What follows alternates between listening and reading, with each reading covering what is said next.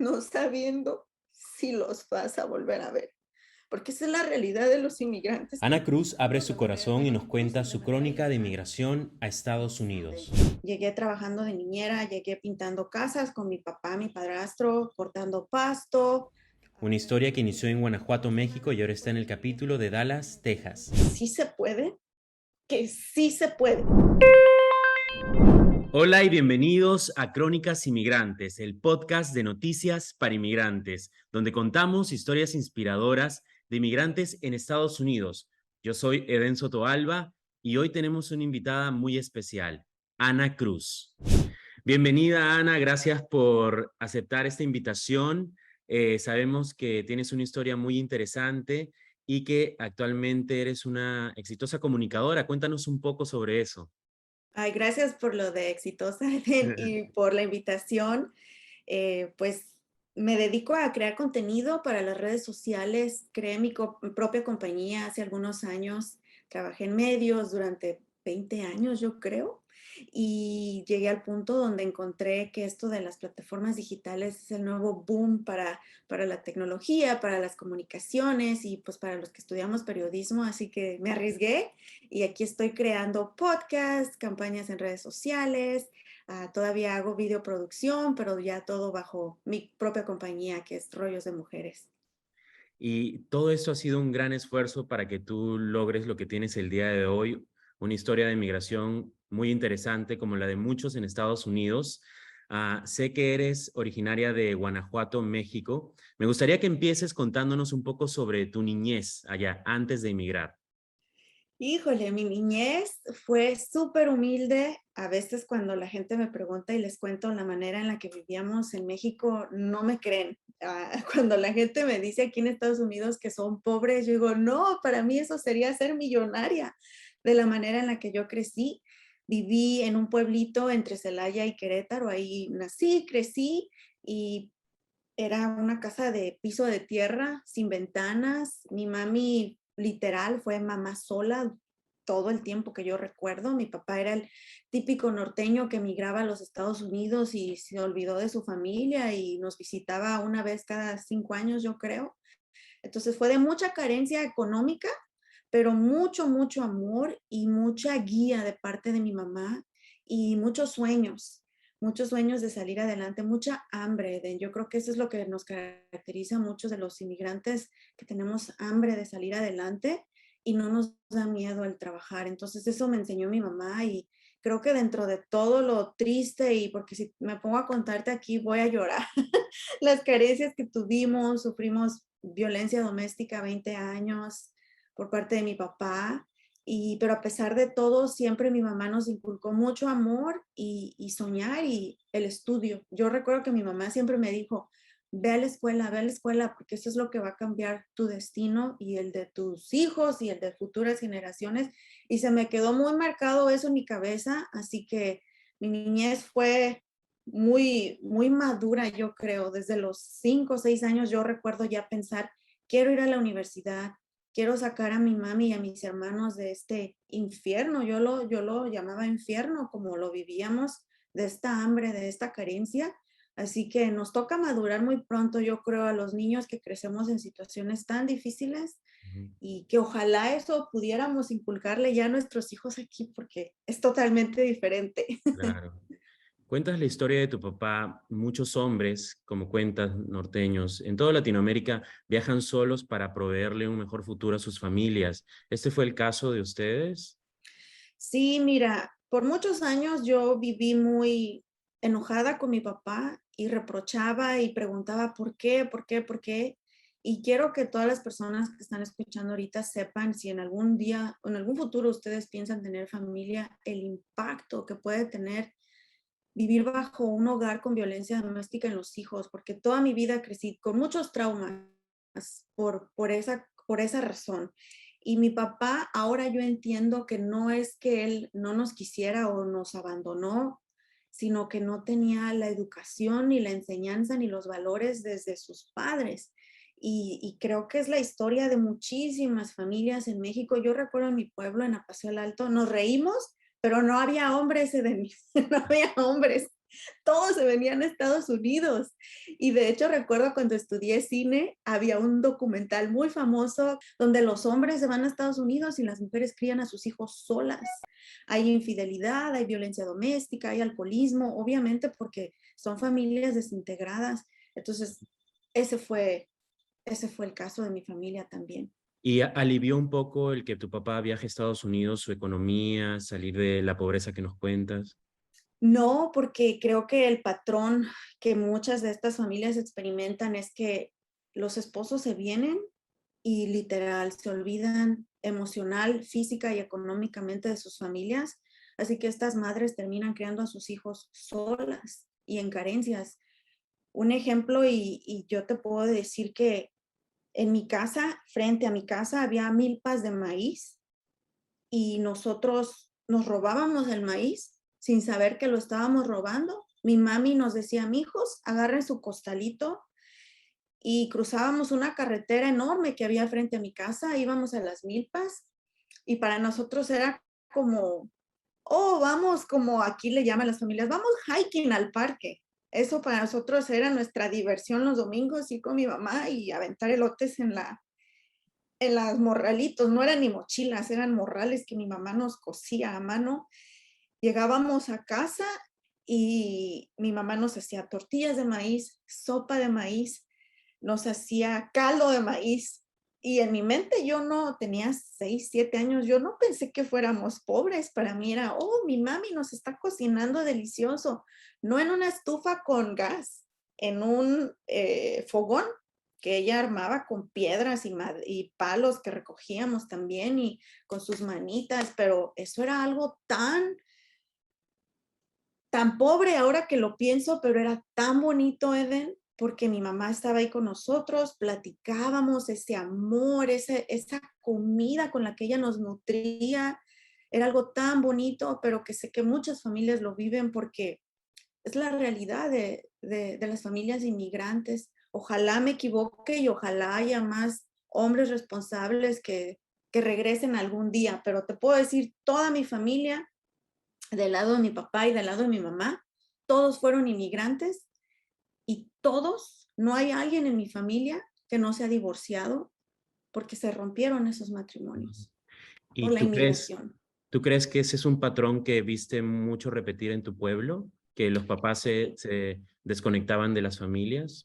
sí, lo vi mucho y yo crecí entendiendo que si algún día yo me casaba, yo iba a hacer hasta lo imposible para que mi matrimonio nunca tuviera que separarse por cuestiones de dinero, porque yo entendí desde chiquita que el dinero simplemente nos iba a separar y que una familia, un matrimonio debe estar junto, porque eso es lo que más importa al paso de los años, al paso del tiempo.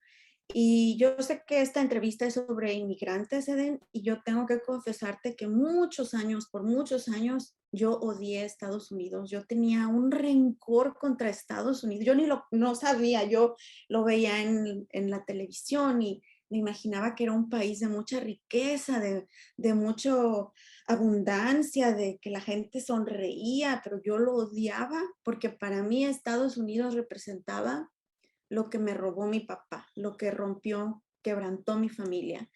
Entonces me juré que nunca iba a venir a Estados Unidos y eso cambió y creo que hoy puedo decirte que ha sido lo más bonito que me ha pasado y este país me ha dado muchísimo, muchísimo y Ujú. me enseñó tanto y lo más importante, a yo nunca dejar mi familia. Nos has contado sobre lo difícil que fue crecer en Guanajuato con un padre en Estados Unidos y viendo la riqueza que hay en Estados Unidos. ¿Fue por medio de tu papá que ustedes emigraron a Estados Unidos o cómo fue? Mi papá se trajo a mi mamá y a mi hermano mayor cuando yo estaba en la universidad y nos preguntó a todos, o sea, nos quería traer a todos. Tengo otro hermano menor y era yo. Éramos 3 hijos y mi mamá. Yo no quise porque me costó mucho trabajo poder conseguir una beca para ir a la universidad y yo amaba ir a la escuela, entonces ya estaba yo con esa beca y yo le dije a mi mamá, no, yo quiero terminar la escuela, sé que esto me va a ayudar más, porque se vinieron de inmigrantes indocumentados. Mi papá tenía documentación, pero ese es otro factor que hay mucho en las familias de bajos educación, estudios académicos, que no saben en los sistemas, no saben los procesos y no saben por dónde comenzar. Y mi papá desde muchos años antes pudo haber arreglado la situación migratoria de nosotros, pero una no sabía cómo y otra no quiso. Entonces, él era residente y se trajo a mi mamá y a mi hermano cruzando la frontera. Entonces, ese iba a ser mi destino. Y yo no quise cambiar el estar ya en la universidad, en una muy buena escuela, con una beca. Yo le dije, no, yo me voy a quedar aquí. Y mi hermano menor también se quiso quedar conmigo.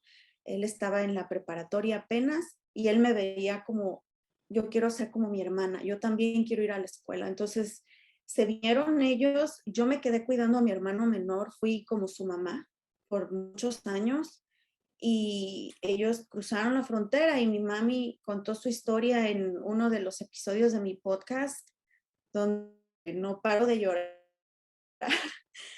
porque es la realidad de cómo una persona literalmente estás cruzando el río con un miedo que no sabes qué te espera. Y así fue como ellos llegaron primero aquí. Mi papá ya había iniciado el proceso migratorio para nosotros, pero sin saber. Ahora ya sabemos y ahora sé que he aprendido más sobre inmigración, que una vez si ya está tu proceso migratorio y si cruzas hay un castigo y que si entraste después del 2001, que fue lo de las Torres Gemelas, hay otro castigo peor, pero antes no sabíamos nada de eso. Entonces nos tocó vivir la historia del inmigrante que cruza ilegalmente. ¿Por qué es tan difícil la historia de tu mamá? Me imagino que es similar a la de muchos inmigrantes en Estados Unidos y muchos se van a sentir identificados. ¿Cómo llegó ella a Estados Unidos? A pesar de haber podido ser pedida, ¿no? Por tu papá. Sí, yo creo que lo más difícil para ella, al igual que mucha gente, cruzar sin saber si vas a llegar del otro lado vivo, venirte con hambre, con ilusiones, pero con el corazón destrozado, porque más allá de dejar tu país, de dejar tu tierra, de dejar lo único que has conocido toda tu vida, ella nos dejó a nosotros, que éramos sus hijos. Y mi mamá, y yo tampoco puedo olvidar esa escena de la última vez que la vi antes de yo decidir venir a los Estados Unidos. Mi mami y mi hermano se fueron con mi papá en un autobús. En México es la flecha amarilla. Y mi hermano menor ya manejaba, tenía 16 años. En la carretera de mi pueblo se sentaron ellos en el autobús hasta el asiento de hasta atrás, la última fila. Y yo recuerdo la cara de mi mamá por la ventana del autobús, mirándonos partida en lágrimas. Y mi hermano, los voy a alcanzar, mi hermano manejando y nosotros siguiendo el autobús hasta donde ya no pudimos, no sabiendo, Eden, y yo creo que esto muchas familias lo han vivido, no sabiendo si los vas a volver a ver. Porque esa es la realidad de los inmigrantes que cruzamos de manera, bueno, que cruzan de manera ilegal. No sabes si vas a llegar vivo del otro lado. Y a mi experiencia, el ver el abandono de mi padre, tampoco sabía, una vez llegando vivos del otro lado, cuándo iba a volver a ver a mi mamá. Entonces yo creo que ese trauma emocional que se crea en las familias por esta necesidad económica es más fuerte que cualquier otra cosa que te puede dar el dinero. Y ahora lo hemos vivido ya como adultos, el dinero nunca es suficiente y el dinero jamás te va a dar lo que nos daba esa unión familiar de estar sentaditos rodeando el fogón con mi mami haciendo tortillas y dándonos esa sopita de elote tan deliciosa. Eso, si hubiera sido una decisión de nosotros como hijos, jamás lo hubiéramos cambiado. Pero como seres humanos nos atrae esos sueños, ¿verdad? De una vida mejor. Y gracias a Dios sí lo pudimos lograr, pero fue a través de mucho sacrificio, muchas Ujú. lágrimas. Y sé que muchas familias han pasado por esto o inclusive peor. ¿Recuerdas la angustia que sentías para saber si tu mamá llegó bien? Me imagino que pasaron días, hay familias que esperan meses, semanas. Sí, fue un lapso, yo creo que fueron 2 o 3 semanas hasta que escuchamos de ella, porque ellos iban hasta Michigan, mi papá trabajaba allá, y lo irónico de muchas personas, ¿verdad? Mi papá cruzando por la frontera normal con su documentación y esperando a mi hermano y a mi mamá del otro lado. Fueron 2 o 3 semanas porque pues es una travesía, es toda una travesía y luego mi mamá con miedo porque cuando estás en una relación de violencia doméstica es lo que diga el hombre y hasta que el hombre quiera. Y hasta que llegaron a Michigan fue cuando pudo llamarnos por teléfono y esas 2, 3 semanas fueron lo peor que yo recuerdo. Y yo tratando de ser fuerte, de no llorar, de ser valiente, porque tenía a mi hermano menor que también estaba destrozado. Y no creas que ya al cruzar la frontera, wow, todo cambió y ahora sí vamos a tener para los frijoles, porque hasta eso, lo que mucha gente no sabe, no se vienen a barrer los dólares y mi mamá tenía que llegar a trabajar, creo que las 2, 3 primeras semanas se queda de depósito y luego hay que pagar la renta donde llegaron. Fue como 2 meses hasta que nosotros pudimos ver algo de dinero que nos mandó mi mamá y tampoco nunca fue suficiente porque ella tenía que darle su dinero a mi papá y mi papá decidía cuánto nos enviaban. Entonces, no, para mí no hubo una mejora más que perder a mi mamá por muchos años, porque yo tuve que trabajar para pagar mi universidad y para ayudar a mi hermano, así que en mi mente era, no veo la razón, no veo el propósito y tenía muchos sentimientos um, contenidos que gracias a Dios ya después pude sacarlos. Entonces, tu mamá también, al sufrir violencia doméstica en México, me imagino cada vez que iba tu papá a visitar, porque dices cada Sí, 5 años, ¿no? sí. Eh, Llegar aquí y sufrir eso constantemente, ¿qué generó? ¿Siguieron juntos? ¿Se separaron? Fue lo mismo, nunca cambió, creo que empeoró. Mi mamá dice que una vez estando ellos con mi papá en Michigan empeoró porque él tuvo más poder, porque ellos no hablaban el idioma y porque él tenía documentos y la amenaza común de un abusador en Estados Unidos es te voy a echar a inmigración, sin mí no eres nada, sin mí te mueres de hambre, con palabras peores, ¿verdad? Y con maldiciones. Entonces, lo bueno es que mi mamá pudo conocer gente a su alrededor que ya le pudo informar y le pudo decir, no tengas miedo, esto no es normal, esto no debe pasar. Y mi mamá agarró valor, Eden, sin saber nada, sin conocer, sin hablar el idioma. Antes de que se terminara el contrato que les habían dado en ese lugar para trabajar, mi mamá lo dejó. Finalmente, después de 20 años, tomó el valor, tomó un autobús, solita, llorando y con miedo, se fue desde Michigan, desde donde ellos estaban, hasta de regreso a Texas, donde estaban mis tíos que la estaban esperando. Y finalmente esa pesadilla terminó. Mi hermano se quiso quedar un mes más hasta que terminara su contrato, porque creo que les daban algunos beneficios después de eso, y se vino a alcanzar a mi mamá. Y finalmente mi mamá vio la luz y terminó esa pesadilla de la violencia doméstica y del control emocional, económico y físico que tenía mi papá sobre ella y sobre mi hermano. Creo que en esta relación de familia con violencia doméstica, ellos dos fueron los que más sufrieron y más dificultad tuvieron para terminar ese ciclo. Yo ya estaba lista desde que me fui a la universidad, yo me fui de mi casa por esa razón y por la escuela, pero yo ya estaba mentalmente separada de la familia, pero mi mamá y mi hermano sufrieron muchísimo con mi papá, aún estando aquí en Estados Unidos. Cuando tu mamá logra liberarse de esa relación y llega a Dallas, me imagino, donde vives, Sí. ¿cambió ya la vida tuya y de tu hermano, no solo de repente por lo económico, sino que también por el bienestar emocional, saber que ya no está con tu papá, ¿sí?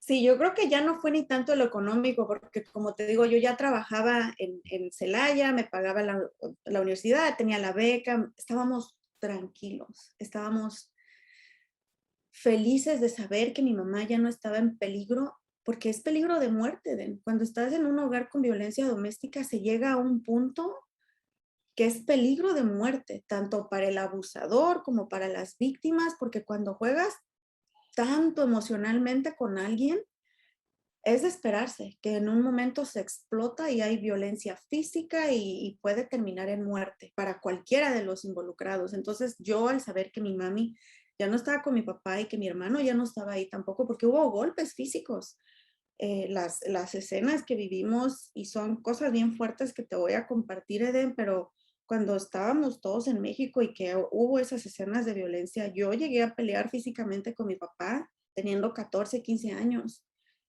Yo recuerdo tener 11, 12 años, Eden, y dormir con un cuchillo en mi mano, no para hacerle daño a nadie, pero para defenderme.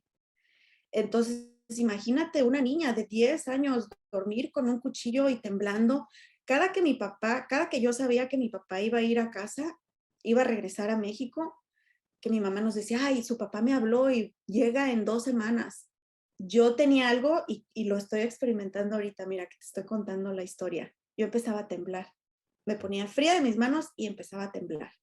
Y así, temblando por semanas. Y mi mamá me llevó al doctor varias veces, no me encontraba nada, hasta que finalmente un doctor, un neurólogo, nos dijo que me daban ataques de ansiedad y de nervios. Y cada que revivo esos momentos, era eso. Entonces, es algo terrible yo especialmente pienso en los niños, porque siempre he creído que los adultos, tú decides qué quieres para tu vida y ya tienes el libre albedrío de decir, sigo, no sigo, aquí muero. Pero los niños son nuestra responsabilidad y fue mi objetivo más grande el día de yo convertirme en madre, no hacer que mis hijos pasaran por lo mismo. Y Eden, yo sufrí violencia doméstica en mi primer matrimonio también.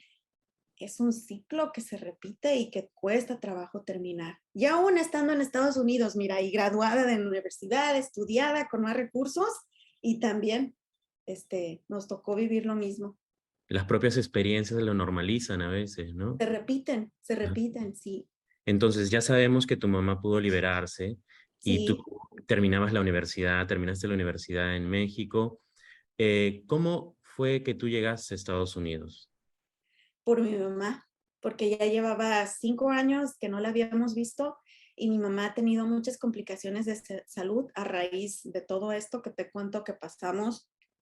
Y mi mamá cuando emigró, ella ya no tenía un riñón, venía con un riñón nada más, con varias cirugías, débil de su cuerpo. Entonces tuvo dos cirugías mientras estuvo aquí sin nosotros, solo con mi hermano mayor.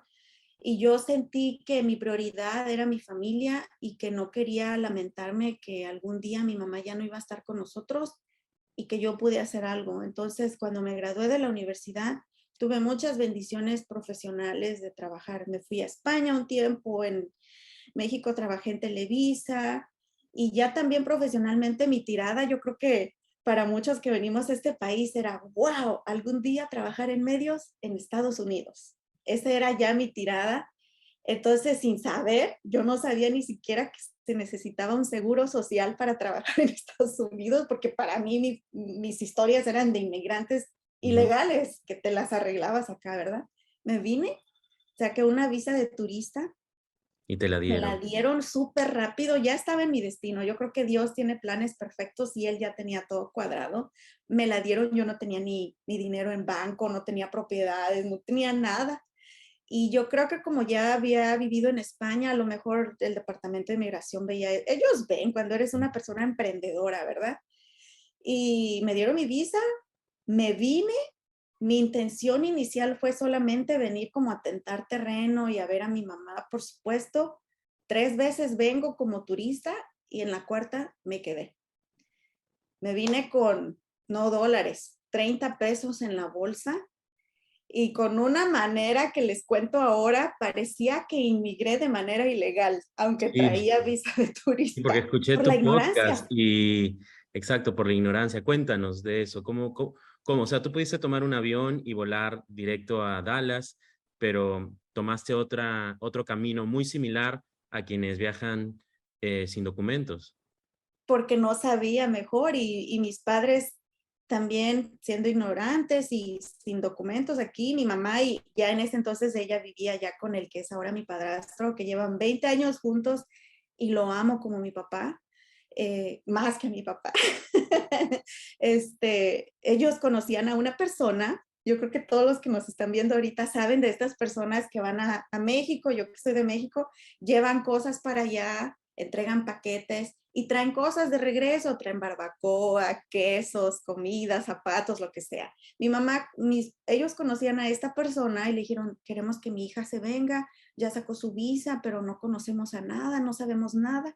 Y él les dijo, no se preocupen, yo me la traigo en mi próximo viaje, que me venga con carga. Imagínate qué peligro, Eden. Una joven de 22 años, bien estudiada yo, pero bien ignorante emocionalmente y bien ignorante en la malicia. Yo no sabía que existía gente mala. Vengo de un pueblo donde todo el mundo se conoce, todos nos ayudamos. Nunca me imaginé el peligro que puedes pasar cruzando una frontera siendo jovencita, mujer, y me vine con el Señor, como decimos los mexicanos, con el Jesús en la boca. Me recogió una madrugada a las 3 de la mañana en el departamento donde vivía. Me vine con él. Yo nunca en mi vida lo había visto. Sabía que mi mamá confiaba en él. Nos vinimos manejando todo hasta la frontera. En la frontera recuerdo, pues yo así agarrada de mi mochilita, no traía dinero porque como te digo, ya le habíamos pagado al Señor y solamente traía para si me daba hambre. Llegamos a la frontera y él entra manejando como a un deshuesadero, le llamamos nosotros, donde tienen carros viejos que desarman y entra a un deshuesadero y yo dije, Dios mío, estoy contigo, está conmigo porque de aquí ya no sé qué va a pasar. El señor me dice, ok, te vas a ir en este taxi, llegó un taxi, tú vas a cruzar con el del taxi porque yo llevo paquetes en la camioneta, tú te vas con él y te veo de aquel lado. Y yo, ay, Dios mío, ese taxi me pudo haber llevado a tanto cosa que se ve en la frontera, trata de blancas, drogas, ya no cruzan. En ese entonces estaba bien fuerte lo de las muertes de Juárez, entonces dije, Dios mío, llévame con bien con mi mamá. Y sí, me subió al taxi el señor y cruzamos la frontera y el proceso normal de que tuve que ir a sacar permiso, yo sin entender inglés. Según yo hablaba inglés, estudié inglés toda mi vida en México, pero llegas aquí, yo estudié Hi, how are you? Y llego y me dicen, how you doing? Y yo nunca había escuchado esa forma abreviada de decir, ¿cómo estás? Y yo, ah, y gracias a Dios crucé y gracias a Dios me estaba esperando el Señor del otro lado que me llevó hasta Dallas a unos departamentos que ya no sé ni dónde están. Tenía tan nerviosa y mi mamá y Esteban, mi papá, me estaban esperando ahí. El momento que yo vi a mi mamá, Eden, dije, wow, todo valió la pena, todo ha valido la pena. Corrimos, nos abrazamos y es súper chistoso, pero para mí pesó mucho también el verla con alguien, ver sonreír a mi mamá. Y yo obviamente ya tenía una relación con Esteban por teléfono de 2 años que llevaban juntos. Yo fui feliz de ver a mi mamá feliz y de haber cruzado con bien. Y ahí es como inicia mi historia en Estados Unidos de inmigrante. O sea, te quedaste, la cuarta vez te quedaste, Sí, pasaste el tiempo de tu visa, entonces tuviste que conseguir trabajos, me imagino, diferentes a los que tuviste en sí, México. sí.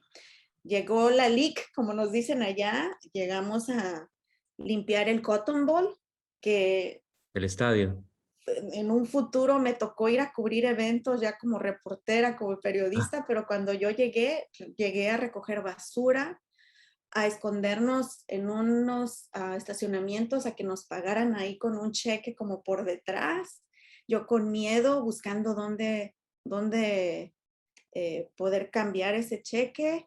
Yo viví la vida del ilegal, aunque llegué con visa y lo que tú quieras, llegué trabajando de niñera, llegué pintando casas con mi papá, mi padrastro, cortando pasto.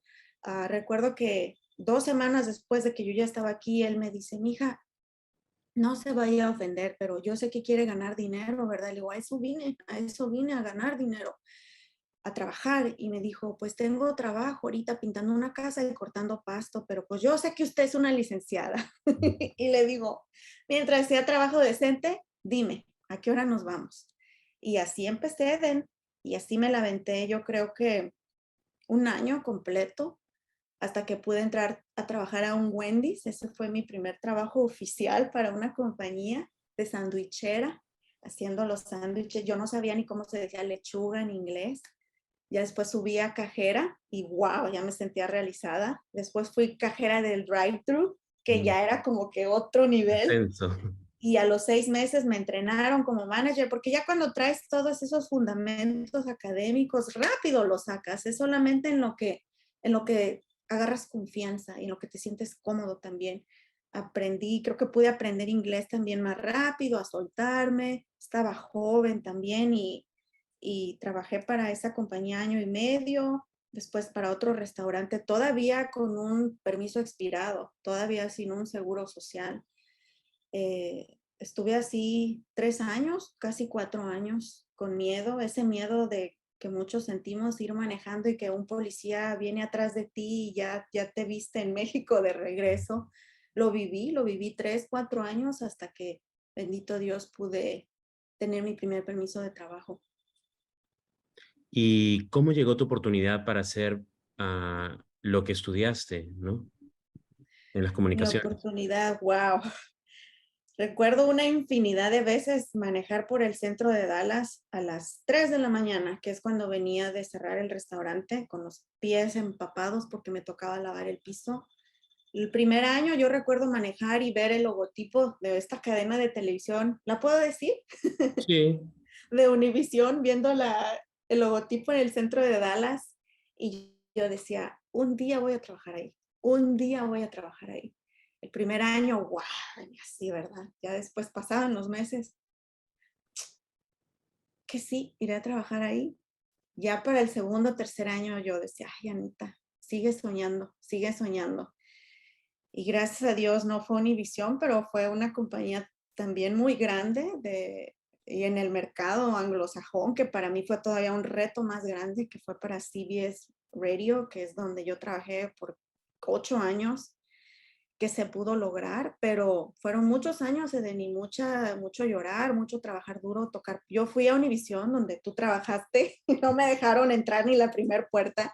Llegaba con mi currículum vitae, y cuando empezaron, no tenían una presentadora de noticias que llegó Wendy Cruz Ajá.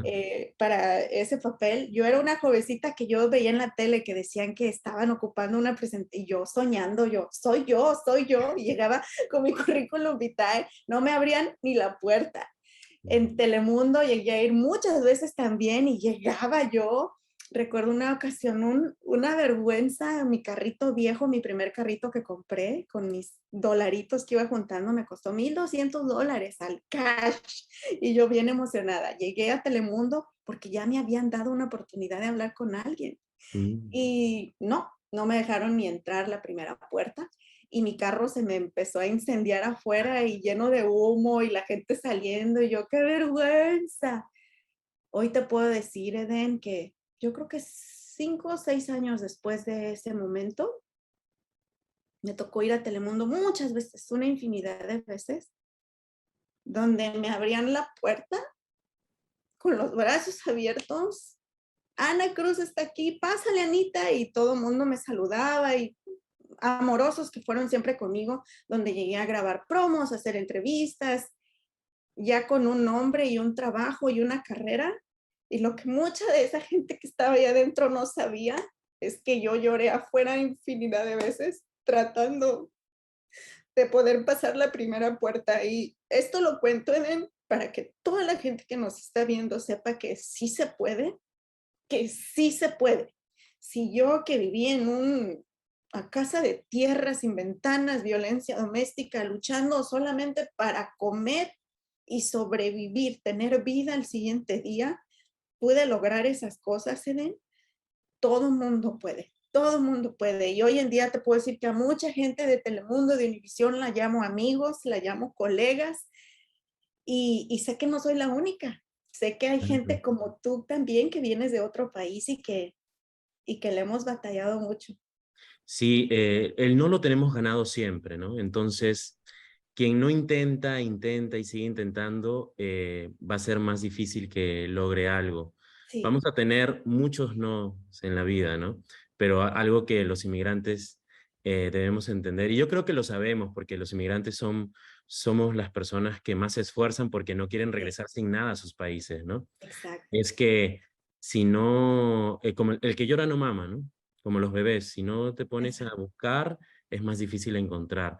Y pues tú eres el vivo ejemplo, Ana, ahora eres una comunicadora exitosa, has estado en la radio, haces campañas publicitarias para muchas marcas en Dallas, eres una influencer.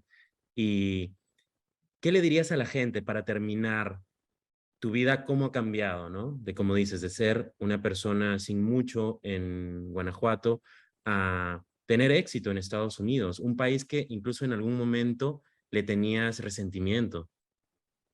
Sí, hoy te puedo decir que estoy bien agradecida con este país. Sigo amando México y sigue siendo mis raíces, mi todo. Soy bien orgullosa de dónde vengo, pero este país me ha brindado tantas oportunidades y aquí tengo ya mi hogar, mi familia y lo puedo llamar mi casa, mi casa donde ahora radico y crío a mis dos hijos. Lo que yo le puedo decir a todos quienes nos están viendo, si tú estás en otro país y quieres emigrar a Estados Unidos, se puede. Se puede. Si tienes la oportunidad, busca la mejor manera de hacerlo legalmente porque va a ser mejor y más fácil. Si ya estás aquí y tienes un sueño, se puede. Trabaja duro, disciplina, nunca te rindas. Te van a cerrar 100 puertas, pero la que se te va a abrir te va a traer cosas extraordinarias. Siempre hazlo con fe y yo lo que puedo decir, la familia es lo primero. No importa para dónde vas, cómo vas, ni nada, la familia es lo primero. Y para mí hoy en día mi familia, mis hijos, es lo más importante y en esta etapa de mi carrera profesional siempre va a ser mi familia primero. Así que si estás bien con tu familia y estás fuerte y sólida, todo lo demás va a ser más llevadero.